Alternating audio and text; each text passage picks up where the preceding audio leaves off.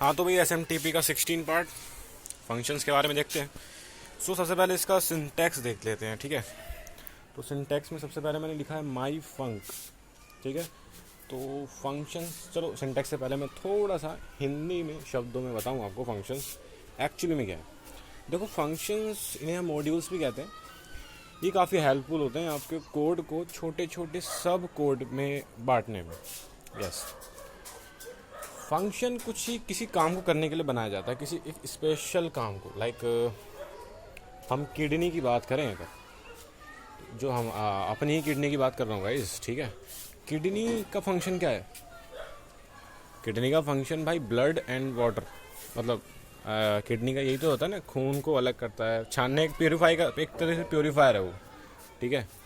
तो भाई देखो मैं साइंस का नहीं हूँ, तो गलत, अगर कुछ गलत बोला हो तो बता देना मेरे को। वैसे प्योरीफायर है एक तरीके से वो हमारा, है ना, फिल्टर का काम करता है किडनी। तो उसका फंक्शन क्या है? उसका फंक्शन है फिल्टर करना। और उसका नाम क्या है जो फंक्शन कर रहा है? उसका नाम है किडनी। किडनी नाम है उस पार्ट का जो एक फंक्शन करता है, वो करता है फिल्टरिंग। समझ रहे हो? जस्ट सेम इसी तरीके से प्रोग्रामिंग लैंग्वेजेस में, सिर्फ बैश ही नहीं, किसी प्रोग्रामिंग लैंग्वेज की मैं बात कर रहा हूँ इन जनरल, जो फंक्शंस होते हैं एक्चुअली में उनको सबसे पहले हमें एक नाम देना पड़ता है। जैसे मैंने दे दिया किडनी, फंक्शन को नाम दिया किडनी। नाउ उसके अंदर हमें उसके बॉडी पार्ट में हमें कोड करना पड़ता है, या जस्ट लाइक बताना पड़ता है कि अब ये जो फंक्शन है किडनी नाम से जो बनाया है, ये क्या फंक्शन करने वाला है, मतलब किस काम आएगा, ये क्या काम करेगा, ठीक है।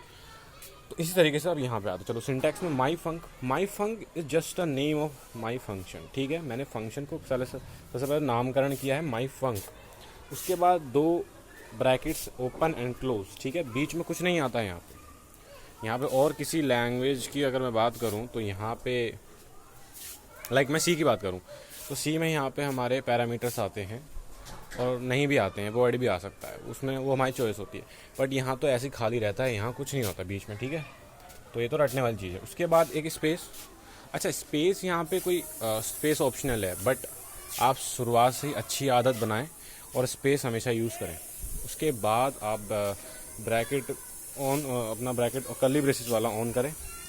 नाउ उसके नीचे आपका कोड आएगा, इसे कहते हैं बॉडी पार्ट। और आपके स्टेटमेंट्स, कोड, जो भी आप कह लो, इसके अंदर आएंगे। जो आप लिखोगे वो यहाँ पे ये फंक्शन करेगा आपके बिहाफ पर। अब इसको, अच्छा यार एक गलती यहाँ मुझसे हो गई, ठीक है, आप ज़रा इसको देख लेना। यहाँ मैंने फ़न लिखा है। अच्छा नहीं, गलती नहीं हुई है, ठीक है ठीक है ठीक है, मुझे लगा मैं कॉल कर रहा हूँ, ठीक है। तो गाइज़ ये तो मैंने फंक्शन डिफ़ाइन कर दिया है, डिक्लेयर, डिफ़ाइन, बोथ मैंने कर दिया है यहाँ पे। डिफ़ाइन फंक्शन करना यानी कि फ़ंक्शन के बारे में मैंने बता दिया है, फंक्शन का नामकरण करा है, फंक्शन क्या करने वाला है वो मैंने डिसाइड कर लिया। नाउ अब फंक्शन से वो काम कराना भी तो है भाई। मैंने इतना बता दिया फंक्शन कुछ काम ये वाला करेगा और उसका नाम ये है। नाम मैंने क्यों रखा? नाम इसलिए रखा, अब इन फ्यूचर मुझे उससे वो काम कराना है तो मुझे उसका नाम लेना पड़ेगा, उसको नाम से पुकारना पड़ेगा भाई। क्योंकि एक बैश स्क्रिप्ट में मल्टीपल फंक्शंस हो सकते हैं अलग अलग नाम के। तो भाई किससे क्या काम कराऊँ ये तो उस पर नाम से ही पता चलेगा, ठीक है। तो मुझे उसके नाम से पुकारना पड़ेगा, बाकी वो काम खुद कर देगा। चलो नाउ अब ये देखो, ये जो देखो एक और फंक्शन बनाया है मैंने फन नाम से। Then same syntax, brackets on off, then space, the curly braces, then अंदर इको वर्किंग। अब यहाँ मैंने कुछ कोड लिखा है, ठीक है। कोड मैंने जस्ट लिख दिया इको वर्किंग, इसे बस प्रिंट करेगा, ठीक है, वर्किंग प्रिंट आउट करेगा।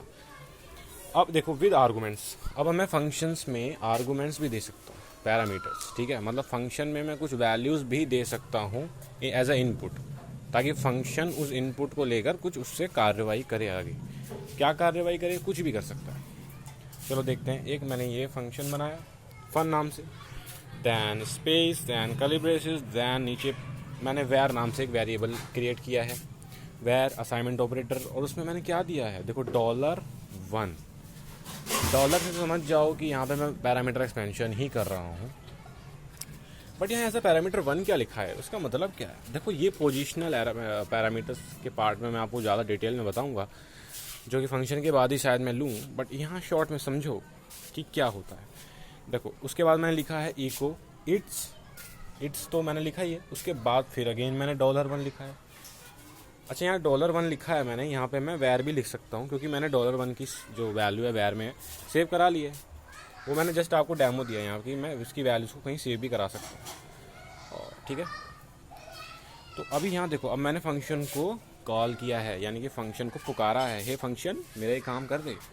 और अगर तो कोई वैल्यूज़ भी अगर वो फंक्शन लेता है तो मैं फंक्शन को वैल्यू दूंगा, जस्ट लाइक दैट। देखो यहाँ फन लिखा है, ये मैंने किया फंक्शन को कॉल, यानी कि उसको मैंने उसका नाम पुकारा है, फंक्शन हे फन स्पेस। देन जो अब वो देखो यहाँ मैं आर्गूमेंट दूंगा उसको, एज अ इनपुट कुछ दूंगा, कुछ वैल्यू, चाहे इंटीजर हो, स्ट्रिंग हो, कुछ भी दे सकता हूँ। कूल एक स्ट्रिंग दे दिया, कूल ना कूल, ये सबसे पहला इनपुट है। तो ये जाके जो सेव होगा गाइस, मतलब कि जिस फंक्शन के साथ मैंने एज अ इनपुट पहला दिया है, ये उस फंक्शन के अंदर $1 से मैं इसे एक्सेस कर सकता हूँ। यस, पहला इनपुट फर्स्ट नंबर से एक्सेस होता है, डॉलर के साथ फर्स्ट नंबर। जस्ट लाइक अगर मैंने कूल के बाद यहाँ देता कूल फिर फूल, तो फूल एक्सेस करना है अगर मुझे, यानी कि कूल भी एक्सेस करना है, अब तो फूल भी एक्सेस करना है। मैंने 2 इनपुट दिए, मैं मल्टीपल इनपुट दे सकता हूँ, कितने भी इनपुट दे लो, कूल फूल चूल फूल, ठीक है, कुछ भी। तो मान लो मैंने कूल के बाद फूल भी दिया होता, बस ध्यान रहे स्पेस देना है, स्पेस देना है, ऐसा नहीं कूल के साथ फूल रख दिया तो कूल फूल एक ही स्ट्रिंग बन जाएगा वो। कूल के बाद स्पेस देना, अगर आपको दूसरा स्ट्रिंग भी देना है तो फूल। तब क्या होगा, देखो इस $1 से तो मैं कूल ले लूँगा, इस $1 में कूल सेव है ऑटोमेटिकली। नाउ फूल जो होगा $2 में सेव होगा, ठीक है, ध्यान रहे, 2 में, 1 में पहला इनपुट, दूसरे में दूसरा इनपुट, ऐसे ही सो ऑन, तीसरे में चौथे में, सबके साथ डॉलर का साइन जरूर लगाना है, ठीक है, वैल्यू गेट करते समय या उसका एक्सपेंशन करते समय। और हाँ, एक नोट देखो यहाँ, नोट ये वाला नोट, यहाँ मैंने क्या लिखा देखो, $10 इज इक्वल्स टू $1 देन 0। अगर आप देखो जैसे $9 तक आप यूज़ करें, आपने मान लो 10th इनपुट भी दिया था, अब नाउ $10 आप यूज़ नहीं कर सकते ऐसे डायरेक्टली, इस तरीके से $10 नहीं लिख सकते। लिखा तो क्या करेगा बैच, सबसे पहले डॉलर के बाद जो उसे वैल्यू मिलेगी ना $1 एक्सपेंड हो जाएगा, उसके बाद 0 बचेगा, और 0 के आगे तो डॉलर बचेगा नहीं। तो $1 की वैल्यू मान लो कूल थी ना, तो कूल एंड देन 0 उसके साथ अपेंड हो जाएगा, कूल 0, टोटल वैल्यू हो जाएगी कूल 0, और वो असाइन हो जाएगी इसमें वैर में, ठीक है। तो वैर की वैल्यू क्या हो जाएगी, कूल 0, ठीक है। ये स्ट्रिंग है, वो 0 का एज अ स्ट्रिंग ट्रीट करते हुए कूल 0 कर देगा। अब इसको कैसे हम ओवरकम करें भाई, इसको ओवरकम करने के लिए यूज़ करें ये वाला पैरामीटर एक्सपेंशन, और मैं ज़्यादातर यही यूज़ करता हूँ, और काफ़ी कूल चीज़ें इसी से होती हैं, वो तो सिंपल है एकदम, ठीक है। पैरामीटर एक्सपेंशन का पार्ट देख लो अगर आपको नहीं पता क्या क्या कूल थिंग्स होती हैं इससे। नाउ देखो अब यहाँ पे मैं क्या कर रहा हूँ, यहाँ पे अगेन @ का साइन, एरे में @ साइन पता है ना, मास एक्सपेंशन के लिए यूज़ किया था, और पैरामीटर एक्सपेंशन वाले पार्ट में भी देखा था हमने मास एक्सपेंशन कैसे होता है। तो वही है, @ से हो गया मास एक्सपेंशन, और डॉलर से हमने बता दिया सारी वैल्यूज़ प्रिंट, मतलब सारी वैल्यूज़ एक्सेस करनी है, $@ और ये हो गया मास एक्सपेंशन। मतलब कि जितनी भी वैल्यूज़ फंक्शन में आई हैं बाहर से, कितनी आई है भाई, गिन के बताओ, 1 2 3 4, 4 इंटीजर दिए हैं, 4 गिनती में ही दिए हैं, तो वो सारी प्रिंट हो जाएंगी।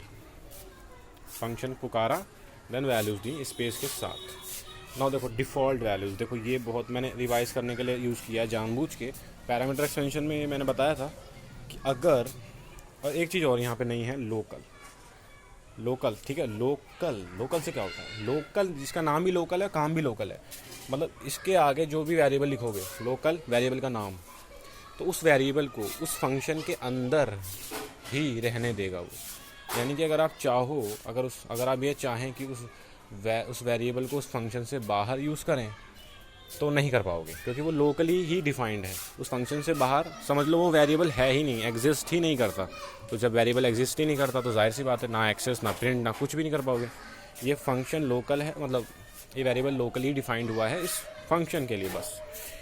नाउ इक्वल्स टू, अच्छा इसका फ़ायदा क्या है, फ़ायदा ये है कि मान लो मुझे कोई वेरिएबल सेम नेम से दूसरे ही फंक्शन में यूज़ करना है, तो कैसे करूँगा। अगर मैंने लोकल ना लगाया और सेम वेरिएबल नेम से मैंने दूसरे फंक्शन में उस वेरिएबल को डिफाइन किया, तो भाई वो सेम ही वेरिएबल होगा, वैल्यूज़ ओवरराइट हो जाएंगी।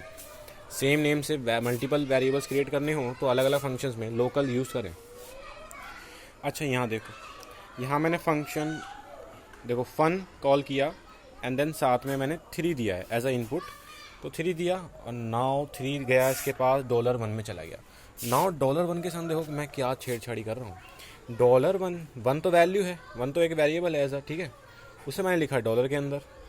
नाउ पैरामीटर एक्सपेंशन की मदद से 2 कर्ली ब्रेसेस लगाए और साथ में लगाया कॉलन का साइन एंड देन माइनस का साइन, जिसे हम हाइफन भी बोलते हैं। इससे क्या होता है आपको पता होगा, मैं दोबारा बता दूं, रिवाइज करा दूं। पैरामीटर एक्सपेंशन बताया था, कॉलन और हाइफन के साइन के बाद जो भी मैं लिखूंगा वो गाइस डिफ़ॉल्ट वैल्यू होगी इस वेरिएबल की, जो भी वेरिएबल मैंने दिया है। यहाँ पे 1 है, कोई और भी वेरिएबल नेम हो सकता है।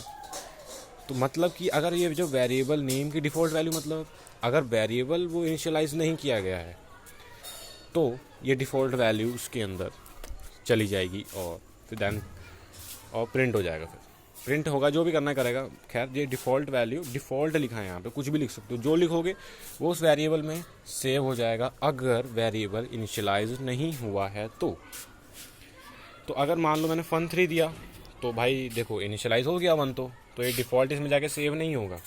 दैन इको वेर की वैल्यू 3 है, आउटपुट आएगा 3, ठीक है, आउटपुट आएगा 3 ये। नाउ फन के साथ अब मैं कुछ नहीं दे रहा हूँ, ठीक है, कुछ इनपुट ही नहीं दिया, बट भाई मैंने फंक्शन के अंदर 1 तो यूज़ किया है। फंक्शन को पता है कि यार 1 में कुछ आएगा, लेकिन इस बार आया नहीं है, तो क्या करेगा फंक्शन। तो लेकिन मैंने फंक्शन में यहाँ पे क्या करा, 1 के साथ डिफ़ॉल्ट वैल्यूज़ भी यूज़ करी हैं। तो 1 के बाद अब देखो 1 तो इनिशियलाइज हुआ नहीं, तो अब जाएगी डिफ़ॉल्ट, जो भी मैंने डिफ़ॉल्ट की जगह लिखा होगा, तो यहाँ डिफ़ॉल्ट ही लिखा है, ये डिफ़ॉल्ट जाएगा 1 के अंदर सेव। अब 1 के अंदर सेव और नाउ 1 की वैल्यू हो गई डिफ़ॉल्ट, जो कि चली गई वैर के अंदर। और नाउ इको वैर किया तो वैर की वैल्यू है डिफ़ॉल्ट, ठीक है, बड़े मज़े वाली बात हो गई। अच्छा, रिटर्न स्टेटस कोड, मैं देखो जो नॉर्मल प्रोग्रामिंग लैंग्वेजेस हैं उसमें क्या है, हम रिटर्न कर सकते हैं काफ़ी चीज़ें, स्ट्रिंग वैल्यूज़, मतलब ठीक है, multiple types of value, data types हम रिटर्न कर सकते हैं, बहुत सी चीज़ें रिटर्न कर सकते हैं। बैश में कुछ रिटर्न नहीं किया जा सकता, हालांकि रिटर्न स्टेटमेंट आपके पास अवेलेबल है।